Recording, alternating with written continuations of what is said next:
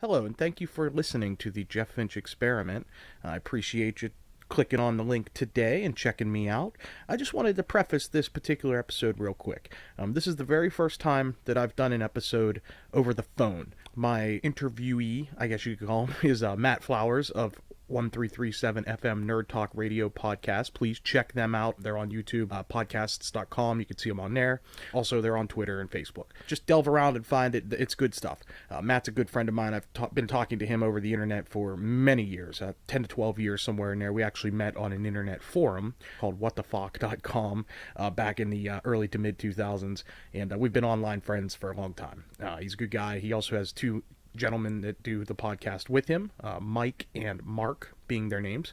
And it's, as expected by the name of it, it's nerd talk, It's really good. I've talked about them before on my previous podcasts, and I just wanted to say that this was done over the phone once again through Facebook Messenger, and this is the first time I've ever tried to record over the phone, so there were some technical difficulties, and we do discuss some of the technical parts of the interactions that we had. Of course, we talk about a lot of other things too, as you'll find out, but it went really well, and I look forward to doing phone interviews in the future with Matt and his crew, as well as anybody else. I've been putting out calls on Facebook and Twitter for new guests, and now that I have the functionality and capability to record over the phone, that makes it a lot more convenient for people, so I'm looking forward to that. If you yourself are interested in being a guest on the Jeff Finch Experiment, please just drop me a line. You can check out my Twitter, at Finch Podcast, also Facebook, on the Facebook group, The Jeff Finch Experiment, and also my YouTube channel, The Jeff Finch Experiment. Just search it, you'll find it. It's easy to find. Please check out my other videos. I would appreciate any feedback, comments, anything you got, whether it's positive or negative. I take it all in stride, and I'm always looking to improve my product because I really enjoy doing this. It's a lot of fun, and I want to make it as pleasurable for the listener as possible. So thanks a lot. Be sure to hit those subscribe buttons. Once again, add me to Twitter, and have a great day. Enjoy the podcast. Thank you.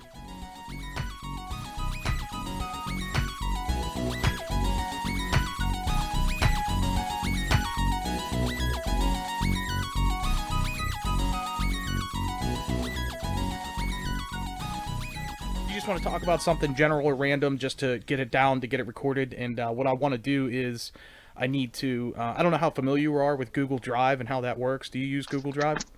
No, I use Dropbox. Use Dropbox? Okay. I use Google Drive because it's free and easy, and then what I can do with Google Drive, Dropbox probably can do the same thing. I can add users to read only and to download certain things that are on there, so basically I can share files. I don't know, does Dropbox have file sharing capability? Yeah, that's the reason we have it. Like I send Mark the episodes via Dropbox so we can upload them to podcasts.com. Okay, well I'll tell you what. Stuff like that. I have like the Dropbox app and stuff. I just never bothered to sign up for it. It's free, right? Yeah. Okay, yeah, I'll get Dropbox and I'll send you this. I'll send you the MP3s of the. I've recorded like 4 different things now with you, just in the last 10 minutes. The two of them are this one that I'm recording currently, and then the first one we did when you couldn't hear me. You can gauge the quality very well there. So I'll be sure to put those in there and try to get them to you. Do you have what's your like? I guess just message me your information for for Dropbox so that I can add you as a user or friend or whatever. So. I'll message you on Facebook. Cool. Why don't we do a little like sort of half-hour sort of episode now? Yeah, I'm cool with that. I don't see why not. I'm cool with that. Because I can stay up for a bit. I have insomnia lately anyway, so. Yeah, that should be okay with me, because my wife and kid are sleeping right now, but they are 2 stories above my head. They usually can't hear me in the basement, so that's a good thing. So it's funny too. Like I'll just talk about whatever. But I was hauling ass to get this all set up in the last few minutes. By the way, your typing is so loud. Yeah, because my phone is right next to my keyboard. Gotcha. No, that's cool. You don't happen to have a Bluetooth set, do you? That would probably work. I guess it doesn't really matter. You'd still end up having a lot of clicking. I'll just like not type. Okay, that's one thing I didn't even consider. No. I don't have a Bluetooth thing. I'm not. It doesn't really matter. The thing is that what I wanted to do. Yes, I do actually. I have a wireless headset. Jesus, wireless headphones with a microphone in them.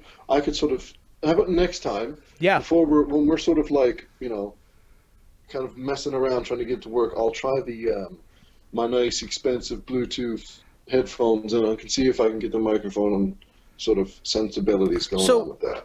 what kind of headphones do you have? Like what model or what brand? Let me see here. I don't remember. It's been so long since I actually used them. Just Sony ones. Sony. Oh, at least that's a good brand. That's a solid brand. Yeah, well, it was a good price tag too. So Nice. I use a my gaming headset. I've had it for no kidding 7 or 8 years. I got it when I first started playing WoW. WoW is literally the only like computer game I ever got hardcore into. I'm more of a console guy, but I'm not like your cohorts at Nerd Talk who are against computer gaming, so to speak. But I just never really got into too many computer console games or computer games, I mm. should say. so But you yeah, could say that you were a console peasant. I guess you could say that, yeah. But like I said, I don't have any hate towards the PC folks. I'm totally on board with PC, and there's games I've played on PC, but World of Warcraft is the only game that I've ever been like hardcore, like spent many hours playing on PC. I take that back. I love League of Legends as well. That game takes a lot of flack. You ever played League of Legends? Um, Tried and I got bored of it. I love it actually. Now once the Well, baby was born, I kind of gave up on it. I'll still play it once in a while. I'll play a match here or there because matches usually last 30 to 45 minutes. But I can't have like all night League of Legends sessions like I used to have, which is lame. I I haven't. No, I played League of Legends for a little while. A lot of my buddies play it, and the fan base, player base, really soured it for me. A-holes. And Total A-holes, oh, man. it's just salty a-holes. And Yeah. you're like, you know what? Just why don't you just fucking take a number there, bud? Right, yeah. Well, what it is, I mean, that's an extremely competitive game, and it's a huge game for esports. And Oh, even that saying makes me cringe. esports? Yes. Why? What's Oh, so bad about it? I mean, I don't really follow I any esports, but just that word, that whole scene, that anyone who loves it, it's just they. I want zero to do with them. so you're against competitive gaming? No, not well. You know what? I not really. I mean, I love the spirit of competition as much as the next guy, but when people, quote unquote, you can't see me air quotes, train and they quit their job to be, an e-athlete, you can't see my air Sure. quotes again. I'm just like, well, why don't you get a goddamn job and make something of yourself? I mean, it really, really just winds me up. I'm not a fan. I don't see the point. I think it's, for me, video games have always been sort of something to sort of relax with, to unwind with, and it's not a job. And once I have to do something, I don't want to do it. You know, like unlike this podcast. I mean, I know we have to record every week. I have to edit, but I really, really enjoy editing.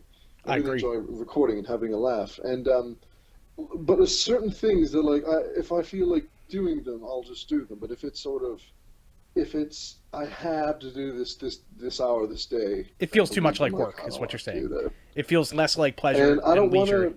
and more like work. Yeah, because I don't want to start something that I do for a hobby and do for fun. I don't want to make that a responsibility and a chore because then it sucks all the fun out of it. I You know see what where I you're mean? coming from, but I'll play devil's advocate and I'll tell you that. Oh, I'm sorry, I bumped my microphone. 40 years ago, people would have said the same thing about skateboarding.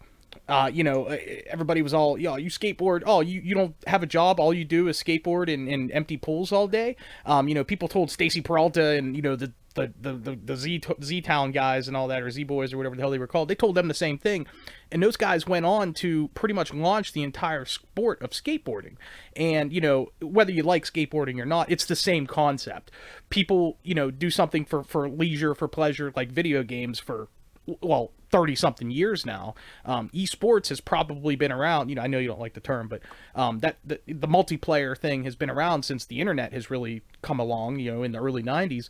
And now people do make a living doing that. They do get corporate sponsors from, different, a lot of it's like gaming magazines and websites, like Game Informer and, Game Pro and Gamnesia and all these. But, that your mindset is the same as, my grandparents was 40 years ago when it came to like skateboarding or, BMX riding or, a lot of sports. So, I mean, I do understand where you're coming from, but that's your personal opinion where, you don't want to do something as a hobby, Yep. as a job. And I understand that because I'm kind of in the same boat as well. Even with, once again, to use the podcasting thing, sometimes it does feel like a chore to edit because I do some pretty heavy editing, and I enjoy doing it, but sometimes I just don't feel like doing it. But then, people call me and are like, dude, when are you going to bring it? Mostly Joe. Joe, he's like so anxious for me to release everything that we do together, in a very short time frame. I just happened to not have to work today. So I was able to spend 3 hours today working on last night's recording that we did and got it out today. It does feel like a chore. And like, this morning I woke up and I was like, man, I really don't feel like editing this shit, but Joe's already texted me 10 fucking times. You know what I mean? So I did it, Yeah. but of course I enjoyed doing it. But it took some time away from the wife and the kid today, and my wife wasn't very happy about it. So it is what it is. How long does it take you to to edit like a 1 hour episode? If you don't include the rendering to video process, because that takes the most time for sure. But basically all that is clicking a button and waiting. But if let's say we're recording right now. If I were to edit this and try to have it on YouTube tonight, I'm probably looking at 2 to 3 hours. Okay, I'm just gonna say from as soon as you start to upload it to YouTube or whatever, like start to finish. Start to finish, from the minute that I hit stop on the recorder and plug this SD card into my computer. Yeah. It only takes a moment to transfer the file to my computer. I open it up in Reaper, which is my DAW. And from there, basically, I listen to the podcast. And we'll just say in a 1 hour podcast, because I try to hit that 1 hour mark as often as possible. So I might have a 1 hour podcast. I'll go ahead and upload it to Reaper, open the file up, and just start listening. I'll just hit play. The first thing I do is I set my there's a certain capability in Reaper that will compress and then also boost the volume and gain. It's a very simple effects thing. It takes like a minute to set up. So I set that up immediately because then from there I know where my highs and lows are. I know how my volume sounds.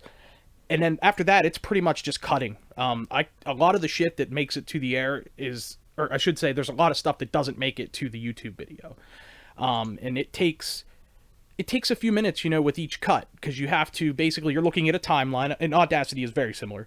You look at a timeline, you have the waveform on there of your recording. As I'm listening to it, I look for really thin parts in the timeline. That would be where there's like silence or near silence or mumbling or something like that. As I'm listening, I'm watching for those spots. When I see or hear one of those spots, I'll stop it. I'll make a split in the timeline. 1985 Doc Brown style, split the timeline, and anyway. And then I just continue that process. So I go through, I cut out all the stuff that I don't want, which is usually silent, long pauses and silences, excessive quote or those things. Yeah, we get those. Yeah, we get a lot of them too. You don't hear a lot of them in the podcast because I do a good job of cutting them out. I don't get all of them, and sometimes it'll be like Joe will be saying while I'm talking, and I can't really cut it out. I could try to scrunch it and minimize it out, but it doesn't work very well. My capabilities with Reaper aren't quite that advanced yet. I'm still learning and watching a lot of YouTube tutorials. But altogether in terms of time, a 1 hour podcast might take me about an hour and a half to edit down. And that, now that I've added like just little stuff like music and whatnot, that only takes another minute or two, because those are pre-saved files that I just drop in on a new track and then just kind of move them to where I want them, It's how I do it as well. Like, Yeah. once I get one thing figured out, I can just save it as its own entity, and then, Absolutely. you know. Absolutely. Like the intro, like your intro, for example. I'm sure you probably got that saved as its own file and you just drop it at the beginning of each episode. And that's definitely a time saver. But yeah, it probably takes me, I would say, 30 minutes longer than the length of the podcast. And that's if I stick to it. If I sit down and crank the whole thing out. That's my issue, is I don't always get that opportunity. So, if I were to sit down and do this tonight, I could do that. But during the day, I can't, because, life, you know what I mean? I could be halfway through a podcast and then the baby cries, or, the wife needs something, or I've got to cook dinner or whatever. But But yeah, Did you? it's Hey, not I bad. gotta ask you, Hmm. since we're now recording, since this is gonna be legit, how was your grilled cheese? Oh, it was fantastic. Believe it or not, we were going to do a side by side comparison with the grilled cheese last night with Joe and Nick and myself. But Joe ended up bringing over a bunch of frozen food, and we cooked and ate that instead. But we didn't talk about it. We were going to actually do the grilled cheese like a comparison. I was going to cook up two sandwiches side by side, not let them know which is which, and you know what I mean, like a Pepsi versus Yeah, Coke type challenge thing. We like just a didn't get double around to blind it. challenge, Exactly, that was the word I was blindfold looking for. someone. Double blind, yes. We didn't do it, but we will do that in the future. Nick is like, he really wants to do that. He was giving me shit last night because we didn't, and I'm like, yeah, okay. Because for some reason, like the grilled cheese thing on the last week on my Facebook has blown out of proportion. Like it's the most like I could post pictures of my cute kid all day and not get the kind of response on that I've been getting on this grilled cheese thing. Especially when I told people I ate them dry. People are like, "What the hell's the matter with you?" You gotta have some tomato soup. What does the matter with you? I just don't like tomato soup. I don't either. I just dip it in once, like the grilled cheese done. I dump that shit out. What's weird is like with me, I like certain tomato items. Tomato soup is not one of them. But what I do like with grilled cheese is like SpaghettiOs. Do you guys have SpaghettiOs up there? Yes, we do. I love SpaghettiOs with meatballs, and the broth, I guess you could call it, in that stuff is basically just a like a thicker tomato soup. It's not a That's because it's a tomato sauce. yeah, it's what it is. It's like a tomato sauce, but it's a little runnier than your standard tomato sauce, I guess. But there's something about the flavor that I love. Like it's one thing is they salt the shit out of it. It's super salty, so that's one I reason was, why I like it. that's what I was gonna say. It's probably super salty. I Super mean, I haven't salty. had it for a good many years. Yeah, that's Um, it's been a common staple at my household ever since my wife and I moved in together. She loves this stuff, and I like it too. But grilled cheese with that is fantastic. Like I'll crush it. But for some reason, man, just regular like Campbell's tomato soup, I just don't like it. And well, do you know what? When I find, sorry to cut you off. no, go ahead. Um, See, I think I could talk about cooking. I could do an entire podcast about cooking. I would Um, love to do a podcast on cooking because I love food, but I'm not a great cook, and I would be 100% cool with that. That'd be awesome. well, do you know one thing? Thing is, you can spice up your tomato soup in a number of ways that I've learned how to do over the years. I don't boil. I don't like put water in. I put heavy cream in. Excellent. Yeah, it's sort of milk and heavy cream, so it's really creamy and thick. And you just put I put a bit of crushed tomato in there, so it's got a bit of stuff to it. Maybe some frozen peas, frozen corn. Then it's got actually something in it, and that's something that I've made. Yeah, so That is then it's an good. But then actual again, it's soup. pretty much it's a vegetable soup then. Yeah, it's like a almost like a tomato stew. Yeah, but there is an actual well, I think what we consider tomato soup here and what you consider tomato soup there are very slightly different because we have to homemade tomato soup is very chunky. It's like there's vegetable soup. Okay. It's like you buy a can of vegetable. That's what we would make homemade tomato soup. That's what we call it. Hmm. At least Okay. that's what I call it. It's been known to me. And when you said, "Oh, tomato soup is just red piss," I was like, "Oh, why you got to be like that?" What it is tomato soup to me is Campbell's tomato soup. Okay, you got to understand. I live in the Pittsburgh area where Campbell's You live in these states. not just that, but like Campbell's and Heinz are two huge things in the Pittsburgh area. And the Campbell's because of Andy Warhol, believe it or not. Heinz because Heinz is originated here. John Heinz, Heinz, all that stuff is from Is it Pittsburgh. really? I Yeah, didn't actually know that. absolutely. There's the Heinz Museum and everything here. It's actually quite cool. There's also an Andy Warhol museum full of Campbell's soup labels. But anyway, yeah. So like Campbell's is a big thing. Campbell's tomato soup is basically water with tomato flavoring. That's what it is. That's all it is. It's red water. And when you eat it, to me, it just and I'm not a fan of tomato. Like I just don't like tomato that much. I like certain tomato products like ketchup, salsa, picante, stuff like that is good. But like I can't eat like just chunk of tomato. And I don't like tomato soup, and that's what it is. But making the recipe like you're talking with heavy cream, something like that. Now that I know I could get into it. Maybe even throw something in there to thicken it up, like maybe a little bit of starch or Sour something. I don't know. sour cream. I Sour cream think would is work it. too. Yeah, this is. I'm writing this down by the way. This is good stuff. I'm gonna have to check this out and It's try it or look up a recipe. horrible for you. It Um, is like it's nothing but like heavy fats, so like Fats and, well, it's and salt. sparingly. Yeah, that's okay But because hey, fat and salt's what I really like. So well, I mean, yeah, me too, and I would consider us a sort of the gentleman of grit, I would call us curvy gentlemen, as I said. We are Um, gentlemen of girth. yeah, real men have curves. Yeah, I believe Um, that. Sure. um, but I don't know. Like, it just sort of, as a person who is, I've cooked for since I, probably for 5 or 6 years old, and right now, like, I I never really have anything out of a can, and sort of I see people I know. Not saying you're the same way. It's just because you made me think of it when we were talking about. Hmm. Sorry, with my phone there.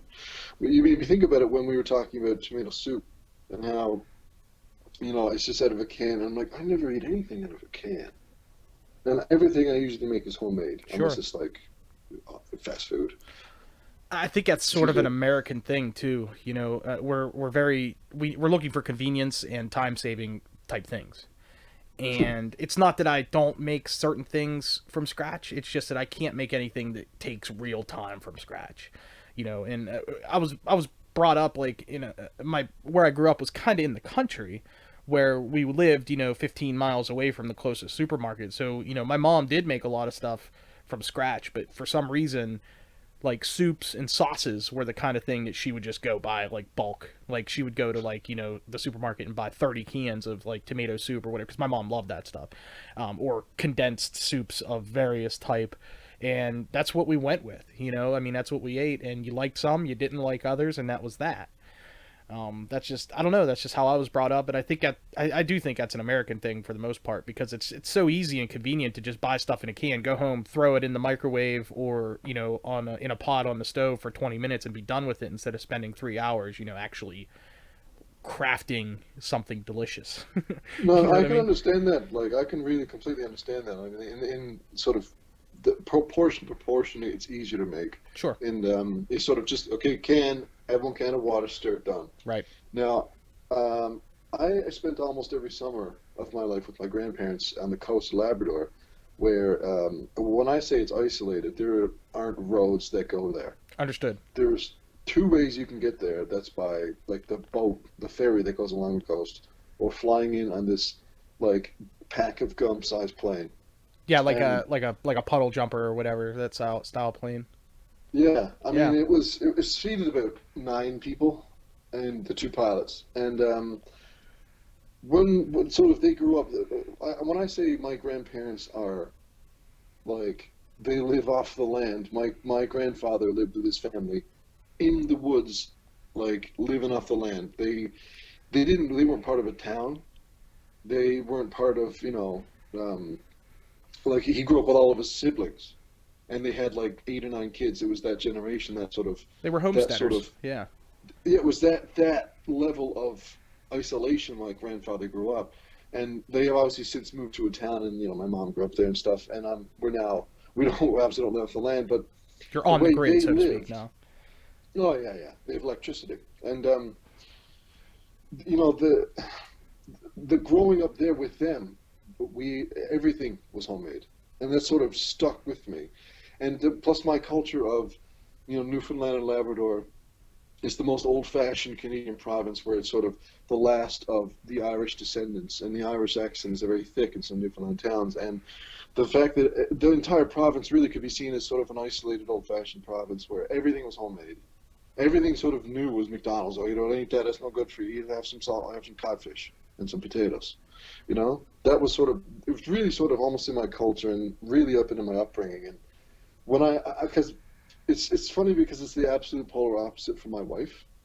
She I think she said she's never been fishing. She's never been on a boat.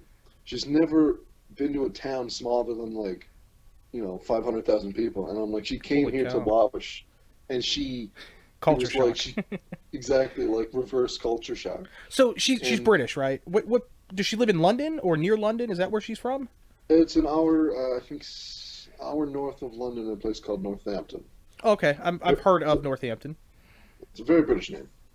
Absolutely. But yeah, she's coming in for Christmas, by the way, and I can't wait. Oh I'll bet. God.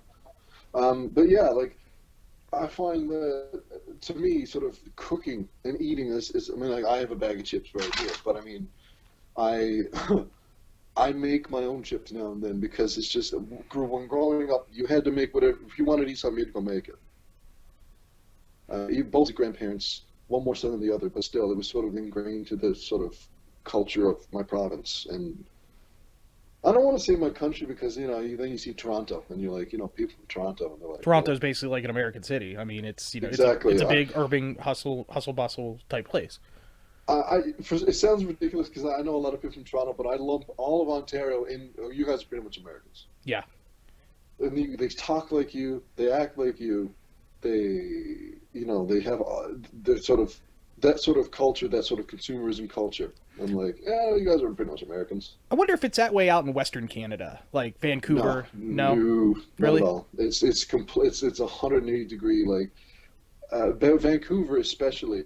That entire province of British Columbia is like the most liberal, laid back. It's pretty much It's like it's the Western actually United States. It's like California, yeah, Washington, Oregon. Those are very, very liberal.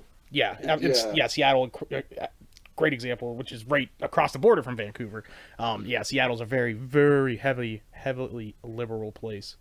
I want to go there. I really want to go there. I do too. I'm not a liberal by any first stretch of road, but I want to go there. Well, there's two reasons I want to go to Seattle. One, marijuana is legal there, and two, the music. I mean, I'm a huge fan. I grew up in the early '90s, and I was a big That's fan of what I like, was. yeah, That's what I like was going to say as well. yeah, the music scene is still, from what I read, is still very cutting edge there. And I mean, it's not really grunge anymore, but just it's different than the rest of the country, and that's the reason I really want to go there is the music. I think. I think Definitely that not the is weather like, though.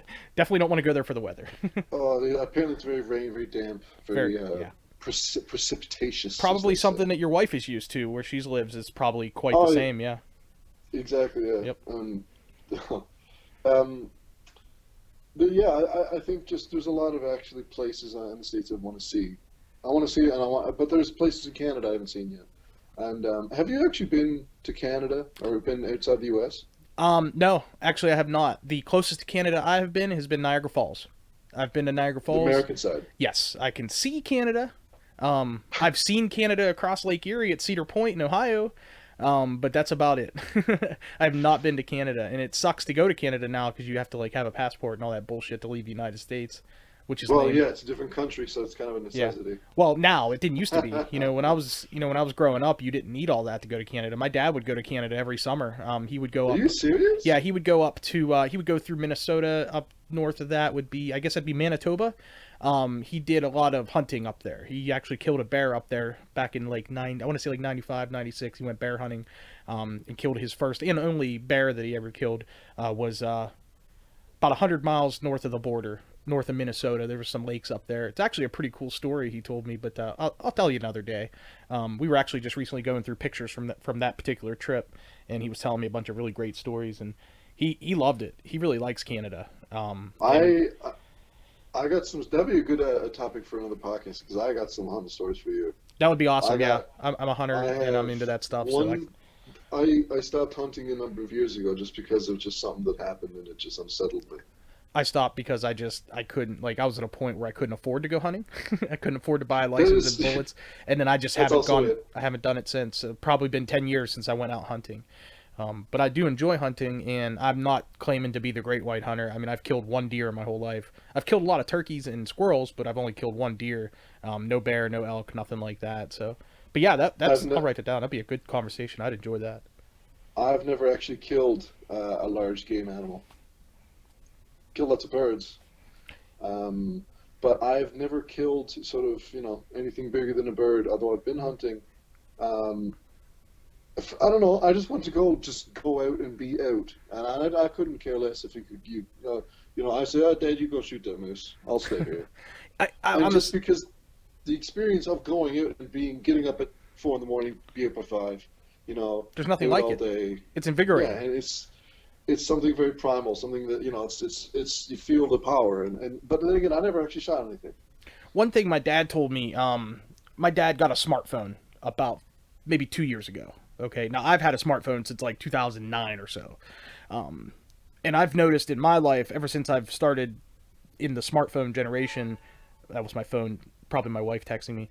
Ever since I started with a smartphone, I've noticed that my attention span has really gone down. My dad says that, and he hunts every year. he says in the last 2 years since he's had a smartphone, he realized out in the woods he spends more time playing on his damn phone than he does listening for animals. And I know that if I go, I'd be the same way. But at the same time, it'd be like, oh, why don't you just leave your phone in the car or whatever? I wouldn't be able to do it. I'd have a heart attack without my phone. You know what I mean?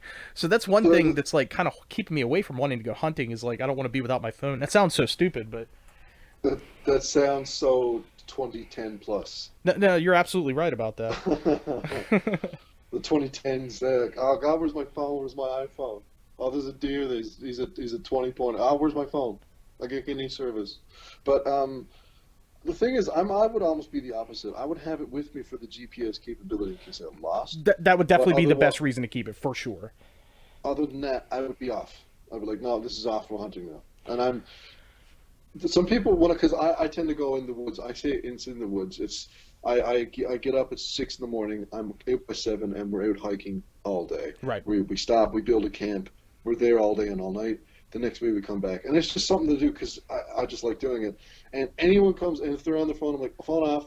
And people stop coming out with me because apparently I'm a bit of a Nazi because I'm like, listen, you're out here in the woods. Turn off the We're damn making phone. a fire. Get off your goddamn phone. Enjoy And it's just like, conversation.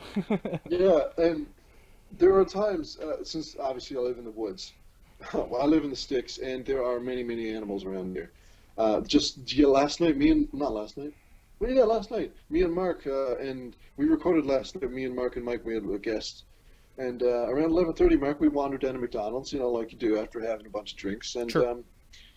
we ate, and on the way back, we seen 2 wolves cross the road, and we're like, hey, it's the wolves. Don't Holy worry about shit. Yeah, wolves do not live around here, man. it. Mm. We have Oh, coyotes like crazy, but no wolves. That would scare me. I think wolves are, well, you're in good stead. Wolves don't actually attack people in town. They'll eat the fuck out of some dogs and cats and stuff though. Yeah, coyotes are the But same way here. The coyotes are so evasive here. They actually introduced coyotes to western Pennsylvania about 50 years ago to take care of. I'm not sure what the problem was, but there was some species here that they were trying to take care of to get out of here. Foxes as well. They introduced fox and coyotes to western PA. To take care of like rats, cats, mice, that sort of thing, and some other animals as well. And they completely took over because there's no predators for them here. So now, what, what's coyotes, it called? I think varmints is what varmints. That's they've exactly what it introduced is. for. Yeah. Yeah. So like, if I go buy my hunting license, I can buy. It used to be called a varmint stamp. Now they call it a fur bearer's tag, but it's the same thing. Basically, if you have a fur bearer's tag, you're allowed to shoot as many fox and coyote as you want. And you can hunt them at night as well. They're the only animals in this area, in western PA, that you're allowed to hunt at night and on Sundays. Here, you're not allowed to hunt big game or small game, at after dark or on Sunday, but you certainly can with the varmint tag or fur bearer's tag, and that's how much they are hated here. You know what I mean? they're always on the menu. Raccoons as well. You're allowed to shoot raccoons at night as well. See now, I love raccoons. I don't know why. I understand why they be pests, but I would never. It's strange, but I'd never really want to shoot an animal I can look at like that. I'm like, I'd feel bad, you know? Well, it has a face. That's the thing. I don't know if Exactly. you've It ever looks at you. have you ever listened to Joe Rogan, the Joe Rogan Experience podcast? I've listened to probably every season he has out. I love Joe Rogan. Excellent. I'm a huge fan as well, and that was Yeah. one of his things. In a pretty recent episode, he was talking to I can't think of the guy's name, but he's from the Meat Eater podcast, and basically he's like a sous chef. He's big on hunting as well, and they were talking about animals, and they were talking about the outrage about Cecil the lion. You heard about Yeah. that, right? About a year or so ago. Cecil the lion got killed, and everybody was all upset about it. And Joe's like, dude, that thing is a fucking killing machine. There's a reason that people paid a lot of money to go and kill that lion is because they are nuisances to people in that particular area in Africa. And people humanize lions because, oh, lions are so cute. And anytime they think of a lion, they think of Simba, but nobody thinks that way about like wolves or coyotes. People see coyotes and they're like, dude, this thing's a ravenous, rabid dog. I need to kill this fucker. Pa, pa, pa, pa, pa, pa. But they don't feel the same way about lions and elephants and Harambe the gorilla and shit like that. Not that I'm proposing that people kill gorillas, but that's exactly what it is. And when you, like you said, you see something like a fox is a very cute, adorable animal, and they're playful and sly, and you think of the Fox and the Hound or whatever, and you don't think of this fox as being something that could potentially murder a young child Oh or no, a family pet, I do believe it, And that's, because I'm not saying you like specifically. I mean, people with yeah, that attitude, a lot of people, yeah, especially quote liberals, kind of have that attitude. Not that I have anything against liberals, but like, you know what I mean. And I that's do. that's where I'm coming from with that. It's like people humanize animals when they really shouldn't. Unless it's an animal that you can make as a pet, like people humanizing dogs, horses, that sort of thing, I understand completely because those are animals that do you good. They're domesticated. But people will not humanize a lion, Excuse me. or they do humanize a lion. You know what I mean? And a lion is nothing but something that can just murder you with its face. You know what I mean? So Well, I think of the also the sort of slackened attitude, and the sort of embracement of the lion is because they are so endangered.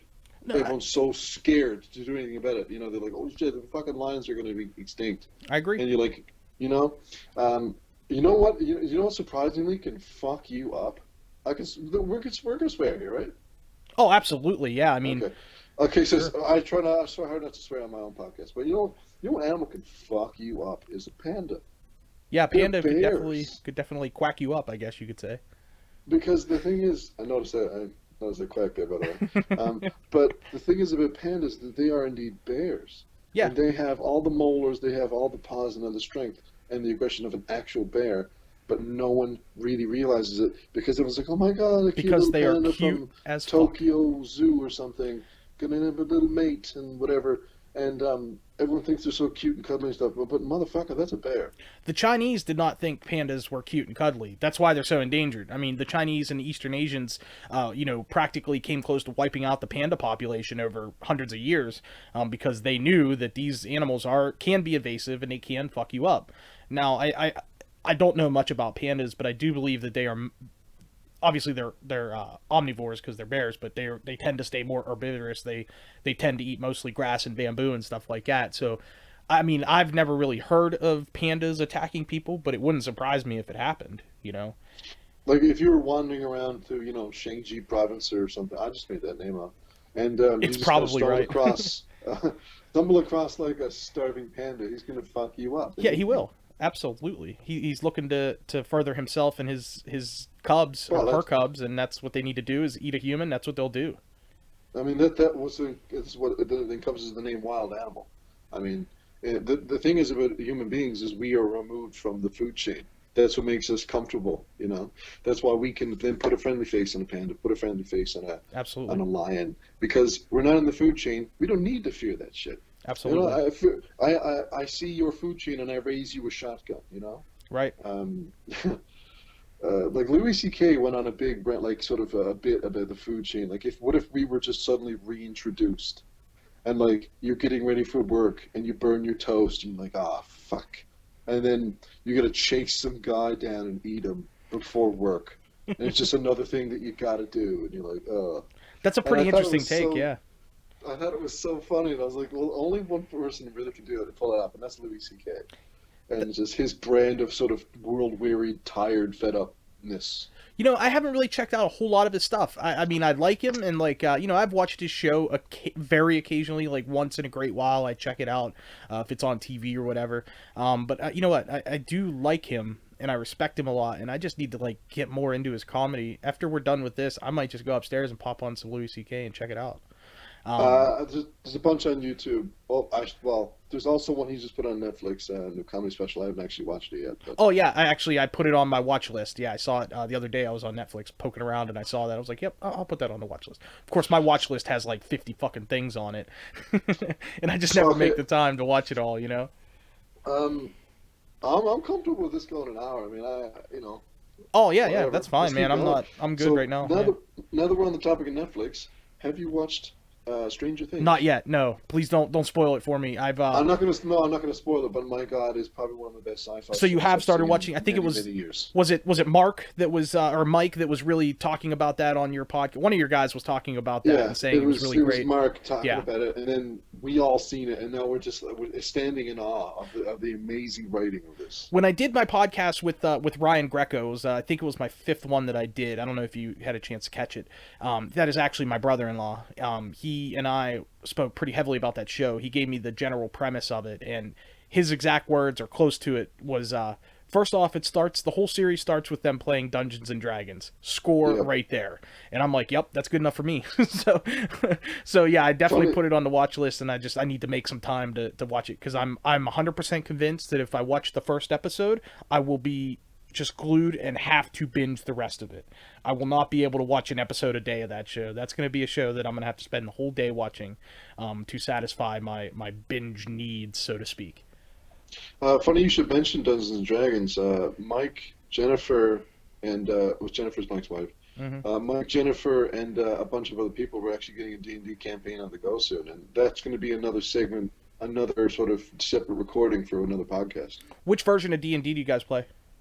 I think it's fourth edition. Okay, that's the only version I've ever played. I'm not a hardcore D&D guy, but I like Me it, and neither.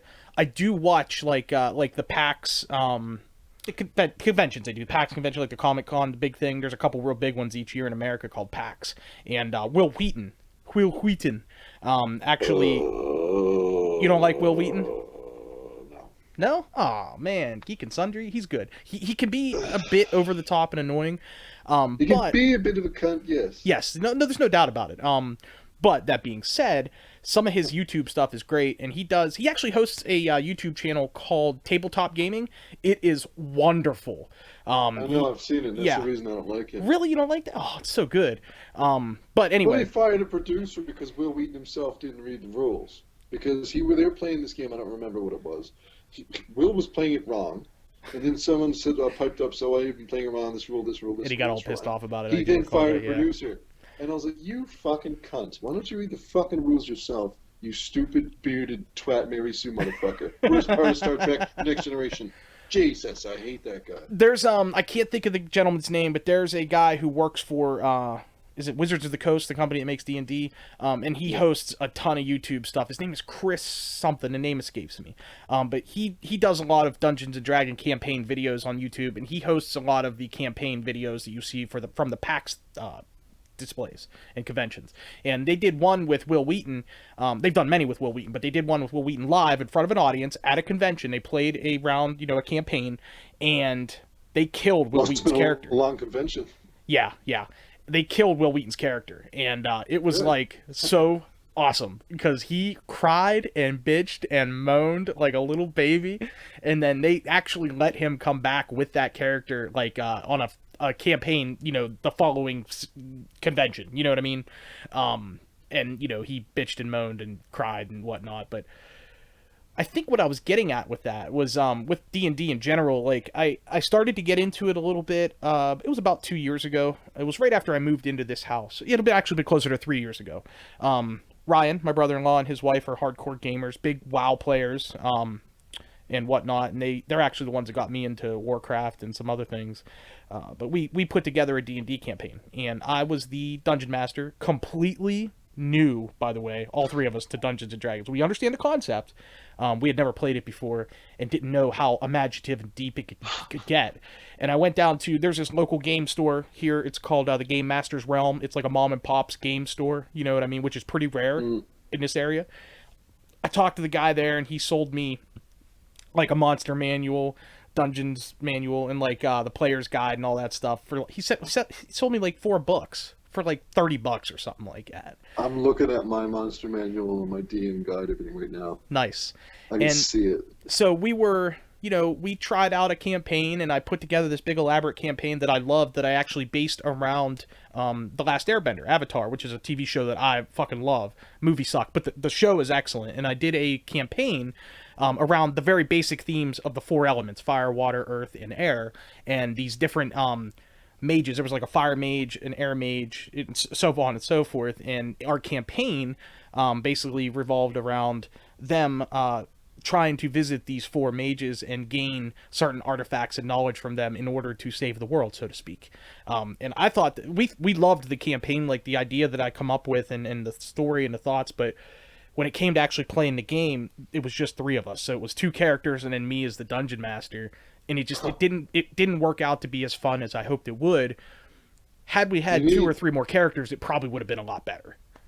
To make a functional campaign, you need minimum 3. Yeah, absolutely. I mean, you could play with just 1, but yes, it's that one person's going to have to do everything. Yeah, and it's just you got to have that interaction, and it opens up the imagination too. If you have three, four, five people on the campaign, players, people will come up with more ideas, more thoughts, more ways to use their inventory, more ways to approach an enemy, that sort of thing. Just And because it opens it up for discussion. It absolutely. opens it up for, okay, what do we need to do? We need to go left. No, no, we actually need to go right, et cetera, et cetera. Yeah, right. Should we pick the lock on this door? Should we try beating this door down? Should we go around this door? What should we do? How do we do this? That's what makes it awesome. And I would love to get back into D&D, and really, I know I could get involved in it as a player. I don't want to be a dungeon master ever again. I mean, like I said, I enjoyed coming up with a story and kind of ruling the roost, and it was fun to kind of be a dick at times. I know. One example, just a small example that my brother-in-law's wife was pretty pissed at me about. We were playing one day, and we only maybe played 5 times total, but she went and bought like 200 feet of rope, and we had this scenario where they were on top of a mountain. They had defeated an enemy, went through a door, and was like on this like a mountaintop shrine, okay? And at this shrine there was a piece of loot there, and then they had to, everything caved in, and they had to figure out a way to scale down the mountain. So she gets this idea, hey, I've got 200 feet of rope, I have a ledge down below, I'm going to tie off this rope to a big large, like there was an altar. She said, I'm going to tie it to the altar, throw the rope down, and we'll climb down. So I had her do a check on it. I can't remember what kind of check it was, but it was like Athletics. yeah, and she rolls a 1, of course. So I told her, okay, well, you've tied the altar, but you did not tie the knot very well. So when the two of them were on the rope dangling, the knot came undone and the rope fell, and of course they fell down and took a ton of damage. And I didn't kill them, but I took their HP down to like 1, like just because I was being a dick. It was the dumbest thing, and like I didn't expect it to work out that way, but I was feeling kind of dickish too, and it was really fun. You know what I mean? So just little stuff like that does make it interesting. I DM all the campaigns we do. Awesome. I've been a DM, I think, for 4 campaigns, and DMing is really a trial by fire. You need to, like, there's no way of just sort of adjusting to it. You just got to do it, Right.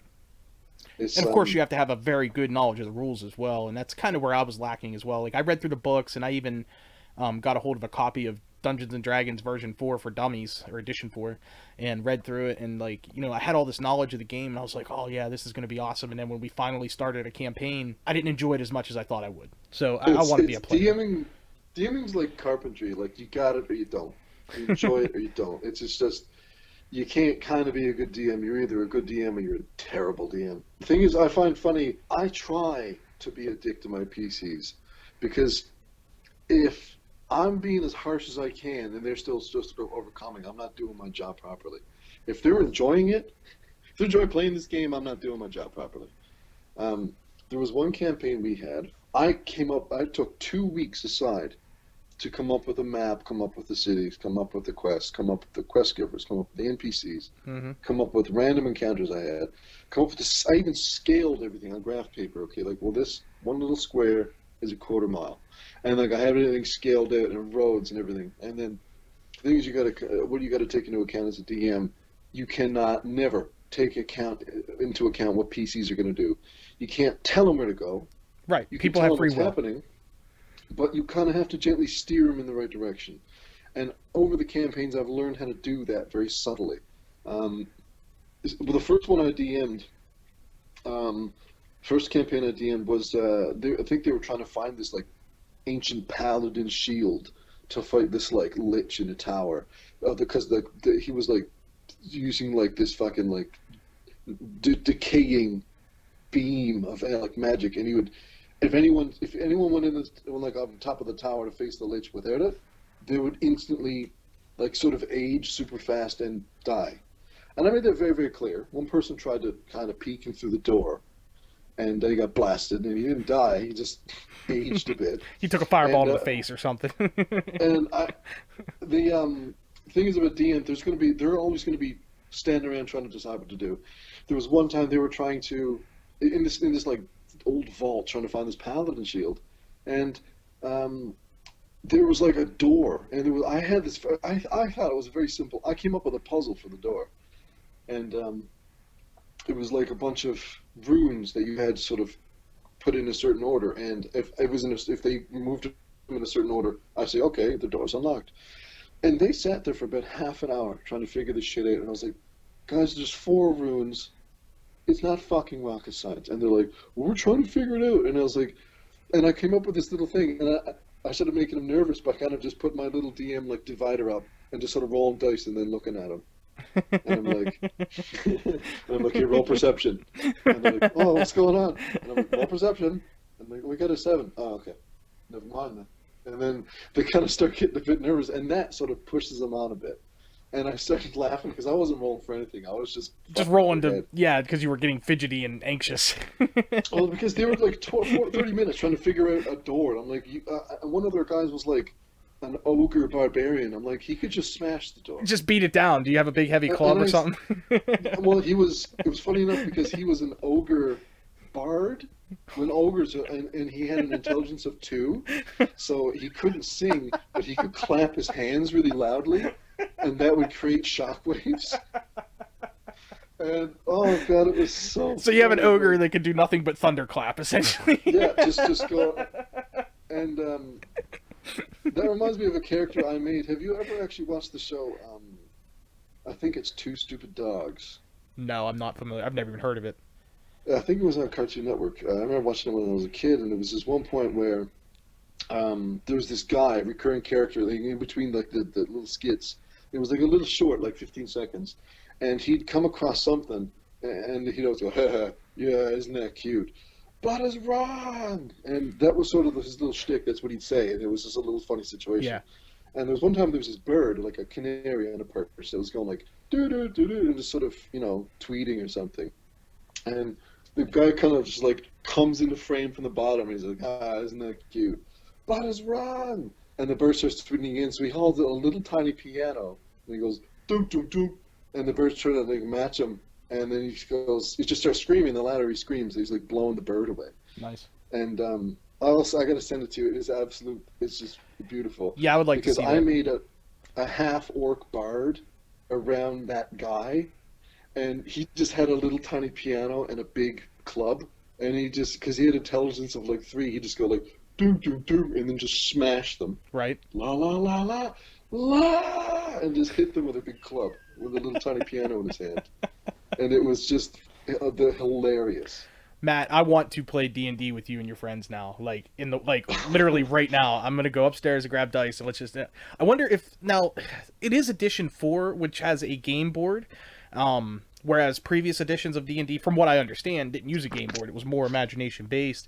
I wonder if that would be something that could be played. It was originally like if you watch Stranger Things. I mean, that was back in 1983, and they had a game board. Really? Game boards. The thing is, yeah, back then, but game boards were really homemade. You could buy game boards now. True. And like minis and etc. One cool thing that they have over at the game shop I was telling you about is he actually has a table that is a giant game board. But what it is just a dry erase board, basically, essentially. It has like a grid, probably, it's a huge table. It's like bigger than a pool table. I would say probably a grid of 1-inch squares. Yeah, probably 1-inch squares, 200 by 200 or something. You know what I mean?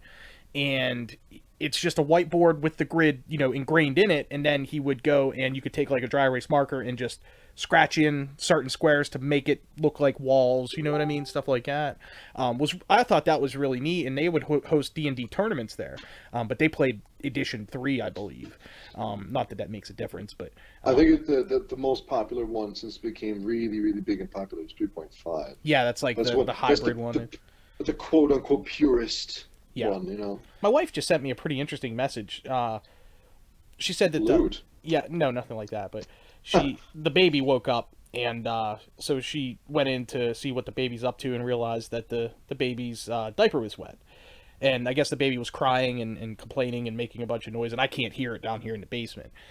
But she says basically she was in mid-diaper change and the damn baby fell asleep during the diaper change. And she's like, who the hell falls asleep mid-diaper change? And I replied, me, while changing her diaper. I've done that before. Like, I'll be sitting there mid-diaper change, like, dozing off. It's one of those weird parenting things. But, anyway, back to the D&D thing. Like, it would be cool if there was a way that I could play with you guys via, like, Skype or something like that. I just don't know how well it would work.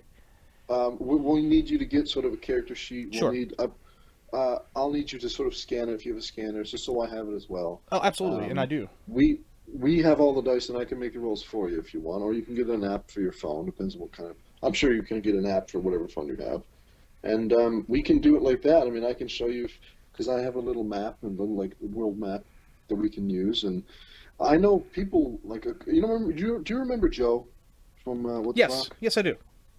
Joe plays Skype D&D with a bunch of guys he knows, and they play it. They get along perfectly. Like there's no problem. So I don't see the problem with including you in our D&D campaign. Yeah, because But the thing it would be is, strictly audio. There wouldn't be much video, so I wouldn't be able to see like the game board or whatever doing it live. Or maybe I could. I don't know. It'd be hard to say. like I could just because I have Skype on my phone, and I could. Do you have an iPhone? I have no. I'm an Android guy. I have a Motorola Droid. What is wrong with it with these days? I could just if you had an iPhone, I could just FaceTime you, and Yeah, that'd be job done. true. But no. No, no, I don't do the Apple stuff. I don't really have much against Apple. I used to hate Apple.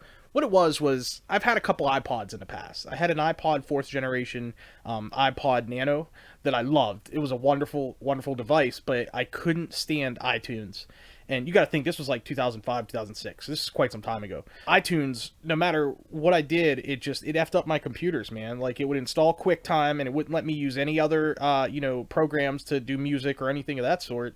And it was hard to uninstall. Like I literally had to redo my whole computer. I had to reinstall Windows to get fucking QuickTime and iTunes completely out of my system. And I was at that point I was like I was done with Apple. And then, after the iPhone came out, they released the iPod Touch, which is basically an iPhone without, connectivity. Just Yeah. Wi-Fi is all it had. And so I bought one because, the local Circuit City or whatever store it was at the time had them on sale. You got two of them for like $250. So I bought two of them, one for me, one for the wife. And we played on them and enjoyed them, because both of us love music. Of course, you had to install iTunes, and it was still an issue. Like on my gaming computer, I was using iTunes, and it was doing the same damn thing. It would constantly run. It wouldn't allow me to run WoW like efficiently because of iTunes constantly running. Even after I uninstalled it, like the files and stuff that were in there were still running and fucking up my shit. And it pissed me off to no end. And I vowed to never go with Apple products again. How does how does iTunes and QuickTime fuck up your WoW? It was using all the resources on my computer. It was using my RAM. So like when I'm trying to play WoW, it would cause lag or wouldn't allow me to use the ultra settings. You know what I mean? And What kind of broke ass computer you have? just a handmade job basically. It was just some gaming computer I built out of some spare parts. Not that I'm like this hardcore computer tech, but I was able to scrap together a pretty decent computer for the time. This was like 2009, I think. I was able to put together a decent computer that ran WoW brilliantly until I bought the iPod. And iTunes was it. Like I put that on my computer, I started using it, and a couple weeks later, I noticed my computer was bogging down all the time, and it was because iTunes and QuickTime would always run in the background, even if I would try to force stop them in some manner, and it always slowed me down, and it pissed me off. And the only thing I ever used that computer for was to play WoW, because that was all I did with my computer back at that time. Social Hmm. media wasn't like the huge thing it was, and now that's all I do on my computer is social media and YouTube. But at that time, WoW was all I ran, and if WoW didn't run right, I was mad. You know what I mean?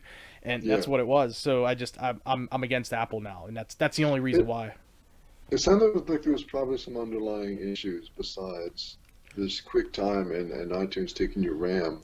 I don't know, But but then again, we'll never know. So yeah, I don't and know. what I had to do with that as well is I reinstalled Windows. I did a complete factory reset and reinstalled Windows, and it cleared everything out. And of course, I had to go and reinstall all my other apps and stuff. And it pissed me off because WoW takes like 90 hours. And this was back in like I guess this would have been during this was '09, so it would have been Lich King era of WoW. So there was only 2 expansions to download. But it was still a pain in the butt, and I don't ever want to deal with it again. And on top of Well, that, my last few smartphones I've had have been Motorola phones, and they've been wonderful phones. Like I've had no issues with the phones, and the Android runs well for me. I like Google, so that's why I use it. well, that's fair enough. Yeah. You can probably get Skype for that phone, can you? Oh, absolutely. Yeah, we could definitely do it with Although, Skype. Yeah. because I have Skype on my phone as well, because we can connect that way. Because modern technology. Yay! I'm And pretty sure Skype is like a standard, like it's like bloatware on the phone. You can't get rid of it. Like it's on there. I've just never used it. I've never used Skype. I mean, I just and I was mentioning it to you before. I just recently made a Skype account for the very thing that we're doing right now with the podcast. But then yesterday I was thinking about Facebook Messenger, and you can make calls in there, and I'm like, I wonder if that would work. And sure enough, it does. We are proving it right now, so I'm very happy about that for sure. Mostly because Facebook Messenger, you don't have to download anything, whereas Skype, you have to download the program and all that stuff. Yeah, Facebook Messenger is always going to be there. Yeah, and what's nice is, like I mentioned earlier, is everybody. Facebook is my main thing for getting the podcast out there. Obviously, I have like a Twitter, email, and all that stuff, but the Facebook group is where it's base of operations. So anybody that watches my podcast knows it from that. So chances of me being able to hook up with other friends and do this sort of thing through the internet, as we are doing right now, Facebook Messenger is definitely more convenient, not only for me but for them.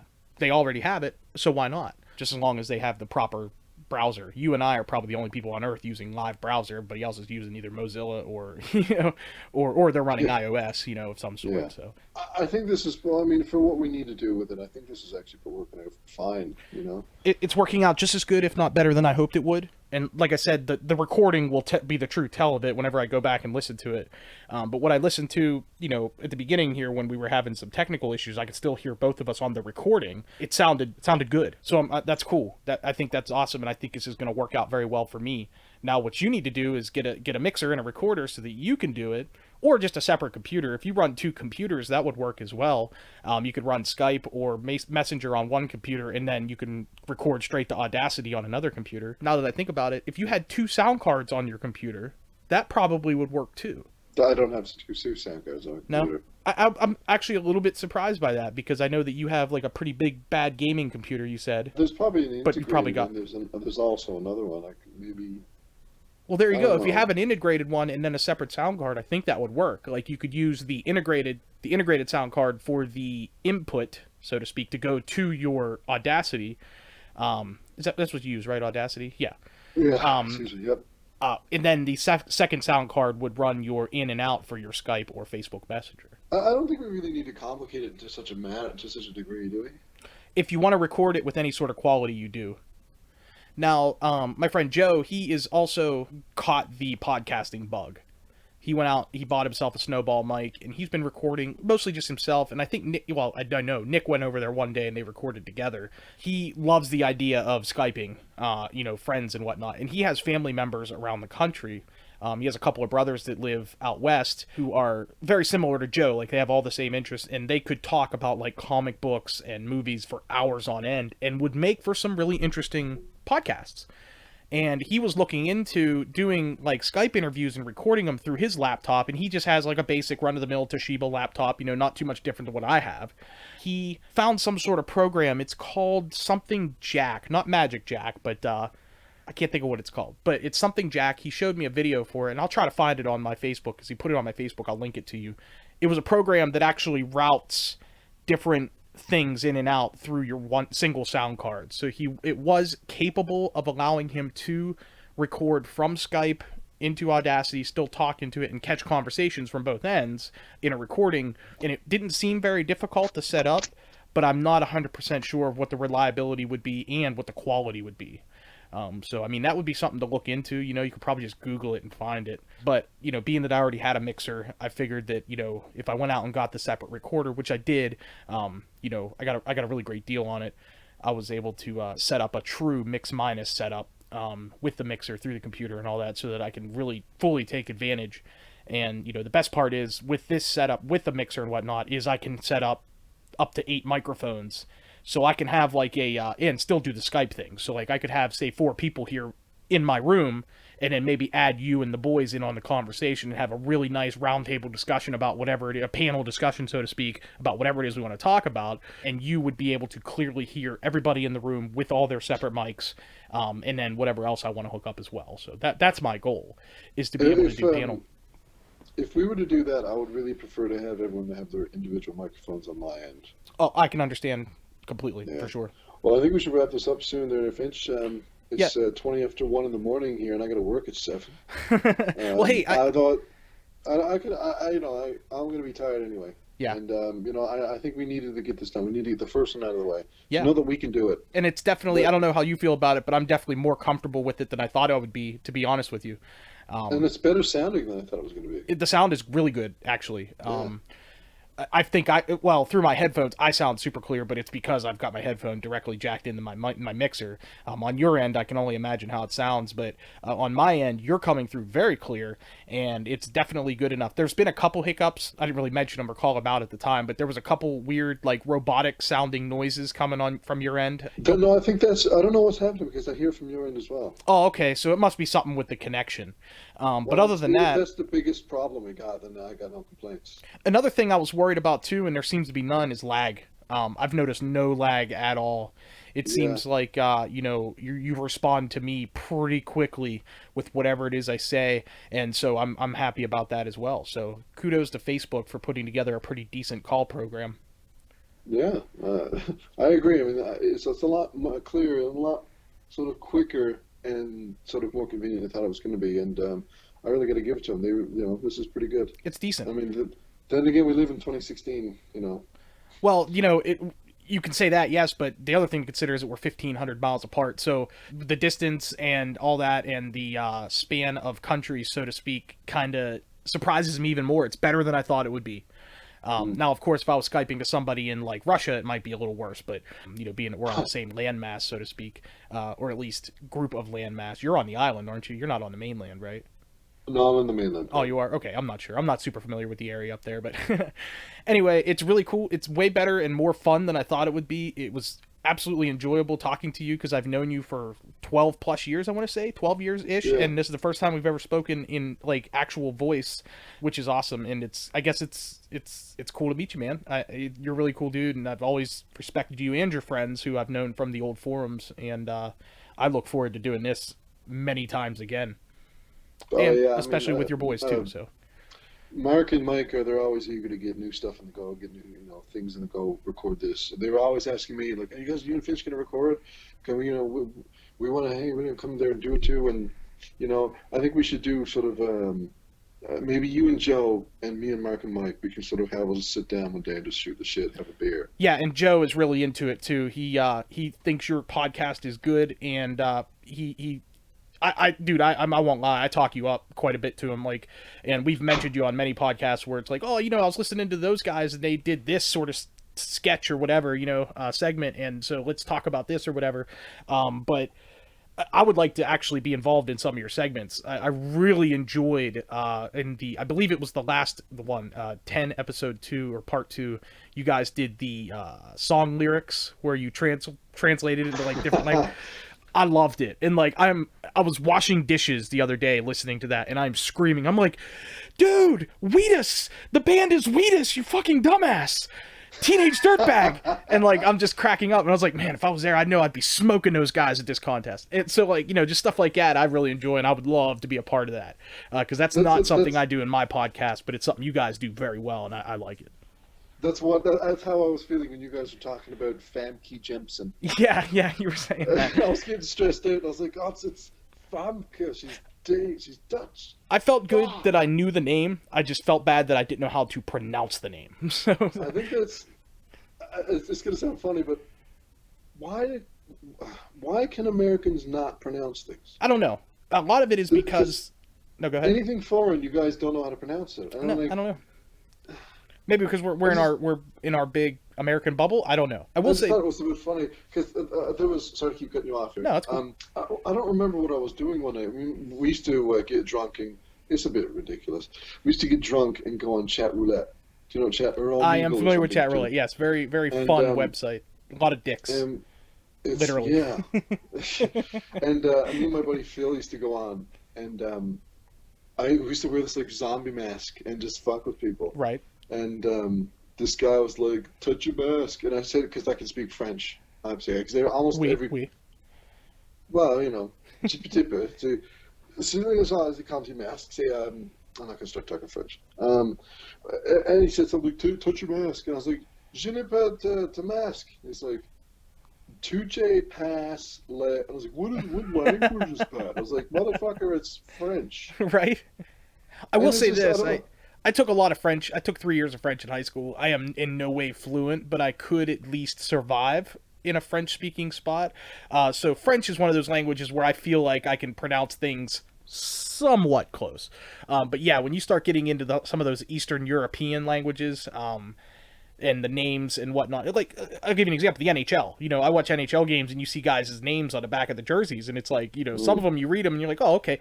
Lemieux, not Lemieux. You know what I mean? Or that sort of thing. That's an easy one for me. But then I see somebody like Miroslav Satan. His last name is spelled Satan, Satan, and like you look at it and you think Satan, and it's Satan, and it's like, oh, okay. You know what I mean? So I know what you mean, 100%. But you know what's funny? I got something I'm gonna tell you about that. Obviously you know what Quebec is and what they're about. Yes. They want absolutely everyone in the world to know that they're French and we're not. Right. And that they're different because that's the way they are. Yeah, I live 10 minutes from the Quebec border. That's why I can speak French, and just sort of growing up, I always heard it. And I hate the French. Oh God, they're cunts. And it's funny in the CBC when you're watching, or like whatever, they're English. They're English speaking Canadian like commentators, and excuse me, there were so many complaints. Like there was a guy on the Montreal Canadiens, Desharnais. It's obviously it's a French name, spelled Desharnais. It's Desharnais, like Desharnes or something of that sort. Yeah, like Dehanais or something. I don't remember. Okay. I can't remember it now. I'm tired. And the French people watching it complained so much to CBC and to the NHL. They're like, "You're not pronouncing the French names enough." And they're like, "We're just saying their names. Who gives a fuck? We don't, Ovechkin. That's not exactly how you say his name, but they don't see Russians like emailing us." True. And they there's the coach for the Montreal Canadiens is Michel Therrien. Mitchell Therrien. Yeah, and he was a former Penguins coach. That's why I'm familiar with him. He was also a Bruins coach. Yes, but he complained to the NHL board. He's like, "Yeah, you're not pronouncing our names French enough." And they're like, "Well, we're not French." And he's like, "Well, I don't care. You're gonna have to pronounce it more Frencher." And now, if you ever, next time, I don't know if you're gonna get in the States, but if you ever come up for come drop up for a bit, watch some hockey, you will absolutely notice, and it kills me because we were bending over to him. Whenever you hear a commentator say a French name, it's Michel Therrien, and I'm like, oh, just stop saying it like that. Like Jesus just Christ. super French, like super French, accent like, to it, so to speak. Yeah. They put on this air of like Frenchness, and they got to say it funny, and I'm like, fuck them. They don't say our names. They don't say English names with an English accent in French in Quebec. Really? Sorry to go off on a tangent. I just had to get that off my chest. No, that's quite all right. That was very entertaining, actually. It's funny that you mentioned that because we had a similar thing here with Yevgeny Malkin, who plays for the Penguins, obviously Russian. Malkin. His name is actually, the way he pronounces it is Yevgeny Malkin. And everybody calls him Malkin. You know what I mean? Evgeny Malkin. That's how I know him. Malkin. That's how everybody knows him. But, whenever he first came into the league, 2008, I believe it was, or 2009. His rookie year was, 2008, because that was the year they went and lost to the Red Wings. Everybody called him Malkin, including the commentary. The following year, the year in 2009 when we won the Cup, Mike Lang, who is the All-Star Hall of Fame announcer for the Penguins on the radio, started pronouncing it Yevgeny Malkin. And, he doesn't say it with like a Russian accent, but he says it way different than anybody around here was saying it. And I can remember listening to the flagship station, 105.9, which is what I listen to for the Penguins games. People would call in like on the post show and be like, why is he pronouncing it that way? And it's Mike Lang actually came on, the following day on TV and said, hey, the reason I pronounce it this way is because I spoke to Malkin and he told me this is how you pronounce my name, Yevgeny. There's no Y at the beginning, but Yevgeny Malkin. And so that's how everybody pronounces it here now because that's the proper way that it's pronounced. So people threw a fit over it and then, the masses were wrong and now it's okay. You know what I mean? So you kind of put me in mind with that. So anyway, yeah, let's wrap it up, dude. It's getting late. We have actually recorded for 1 hour and 18 minutes according to my recorder here. That's awesome. We'll definitely be over an hour once I edit. Are you cool with me putting this up on as one of my podcasts, or would you prefer absolutely would you prefer to listen to it back first before I post it? No, you can go ahead. I mean, I haven't said anything I regret. Okay, cool. because I there's haven't some dropped tech any talk and M-bombs stuff in or there. anything. It's all good. So I'm not going to edit it tonight. I've got another podcast to do before I do this one. But what I will do is I will get myself a, because I'm still pretty wide awake right now. I'm going to go ahead and set up a Dropbox account. I will try to get this file over to you. What I will do is my recorder records everything as .wave, and technically it's stereo, so it'll be 2 wave files. So what I'll No, do that's is, that's perfect actually. okay, it'll be technically left and right, but it won't be actual stereo. So what I'll do is I don't know, does Dropbox have any sort of space issues, like, because we're probably looking at like 1,000 MB here. No, that's fine. Okay, good, because I could convert it to Um, MP3 and then send it over, but I'd rather not, because I don't want to compress it until. no, you can send it as a wave. It should be fine. Awesome, I will do that. I'll set that up. I'll set up a Dropbox Actually, tonight. Go ahead. if you're actually, if you're just gonna put this on your podcast, and I'm good. I think we're good for 3 weeks of content, so you don't really actually need to send me that. I would like to send it to you so you can hear the quality and whatnot, and hear the. Yeah. Okay. Yeah. You know what I mean? That Just to makes get your sense. input on it too, because I'd like to hear the unedited version. I'm going to listen to it unedited, obviously. I'd like to get your feedback on the unedited version, if that's cool with you. No, that's fine. Yeah. So I'll pop it in there, and then I'm totally cool with if you wanted to cut out pieces of this and put it in your podcast as an interview set, like to fill some time, or like maybe some of the D&D conversation or something like that. I'm completely cool with that. I have no problem with you taking some of this material, so that's why I want to send it to you so you have it as well. So, but anyway, hey, thanks a lot, man. It was awesome talking to you. I look forward to talking to you again. Thank you for being on, I guess, my show for this one. I look forward to being on your show many times in the future, and vice versa. And, hey, thanks for staying up late, and I hope you have a good day tomorrow at work being tired. Oh, it's fine. It's nothing usual. Nothing out of the ordinary there. All right, man. Well, it's good talking to you, and I'll be messaging you anyways. Just watch that clip I sent you, by the way. Oh, yeah, So absolutely. you'll understand what I was talking about. My half-orc bard. Yeah, I got It's it. just- I was laughing so hard at that earlier. I got to check that out. So, yeah, that sounds great, man. Hey, thanks again, and signing off. Have a great night, buddy. All right, see you later, man.